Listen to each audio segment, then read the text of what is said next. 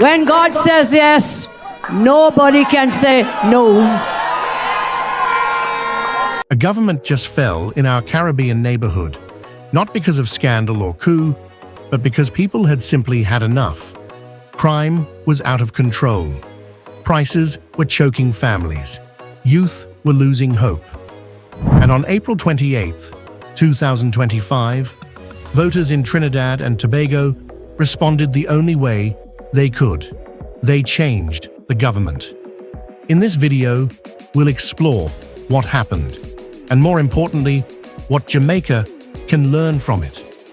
Because while Jamaica is doing better on paper, the feelings in people's hearts, they tell another story. When the people turn, this wasn't just another election. It was a loud message from ordinary people who felt abandoned. The United National Congress, UNC, swept into power, defeating the governing People's National Movement, PNM. Why? Because people were tired. Tired of fear. Tired of rising bills. Tired of promises that never reached their homes. They didn't vote for a party. They voted for change. And Jamaica must pay attention.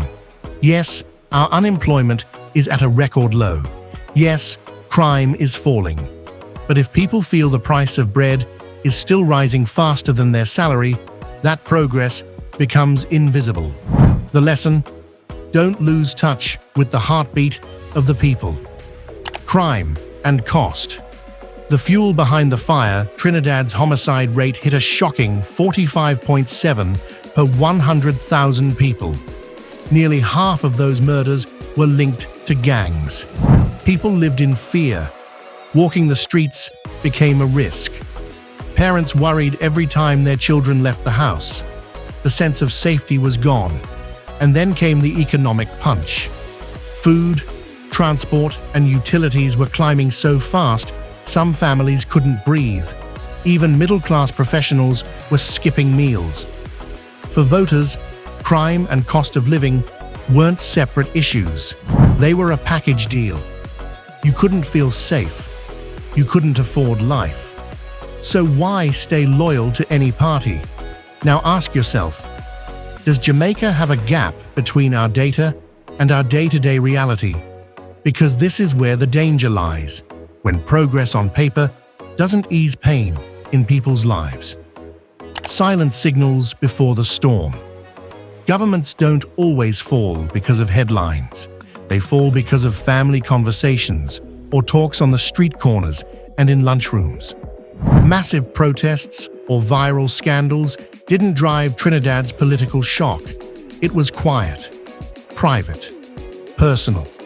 It was the teacher whispering to a friend that they were migrating, the single mother holding back tears in the grocery store, and the elderly man skipping his medication because he did not have enough money. By the time the ballots were cast, the mood had shifted. Voters didn't want speeches, they wanted relief. That's the lesson for Jamaica. Don't mistake silence for satisfaction. When people go quiet, they may be preparing to walk away. When oil turns into a trap, Trinidad once danced on oil money. But today, it's dancing on the edge of collapse. Gas fields are drying up. Their state oil company, Trin, was shut in 2018. Cross-border gas deals like Dragon with Venezuela have fallen apart. One was blocked by the US just this April. Their economy still leans heavily on fossil fuels, and that dependence became a weakness. When prices fell or production slowed, the entire system felt it.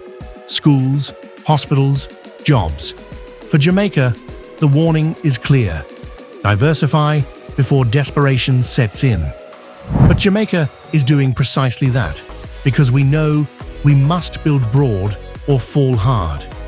Since we are in the middle of an election campaign, it would be good to know the specifics of the People's National Party's plans in this area. Trinidads Fall wasn't sudden, it was slow and silent. But once it came, it was irreversible. What Trinidad got right, and Jamaica should borrow. The new UNC government didn't just talk crime, they laid out a plan. Community policing, more technology, faster court trials, social programs for at-risk youth. They understood that crime isn't just a police problem, it's a people problem. Then came the economy. The UNC promised to lower food costs, improve public sector wages, help small businesses, and tackle youth unemployment head-on, creating over 50,000 jobs. The UNC even plans to reopen Petro-Trin and push for more renewables, trying to balance their energy past with a cleaner future. It's not perfect, but it's a plan. Jamaica's strengths and hidden dangers. Let's be fair. Jamaica is doing many things right. Our murder rate has dropped 37% this year. Unemployment is at its lowest, 3.6%. And debt is now 68% of GDP, down from a terrifying 135%. That's big. But many of the new jobs don't pay well. Our youth still feel trapped.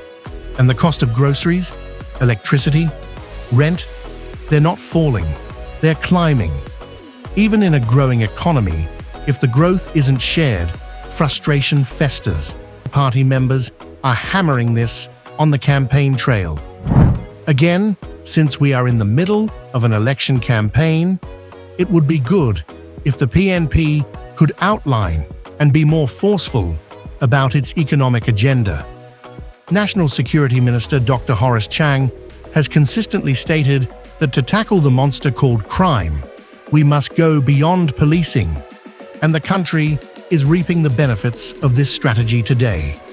Again, since we are in an election campaign, the PNP must be specific and forceful about its plan to tackle crime and violence.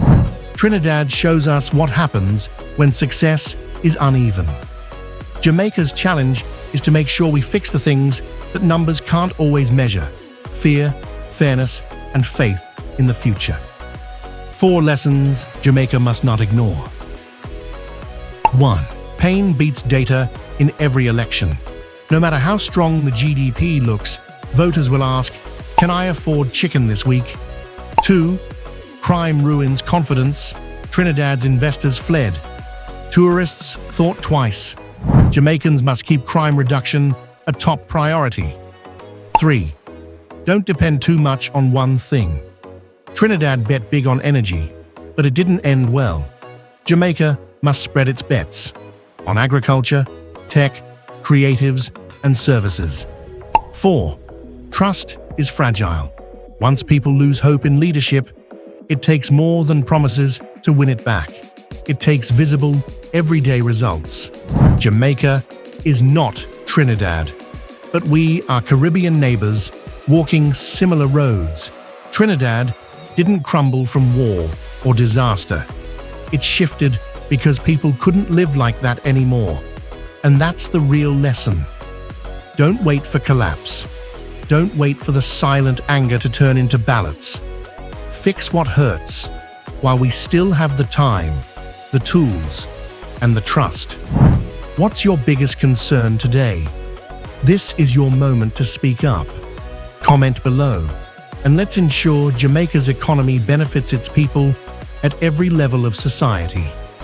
Trinidad and Tobago showed us what happens when this does not occur.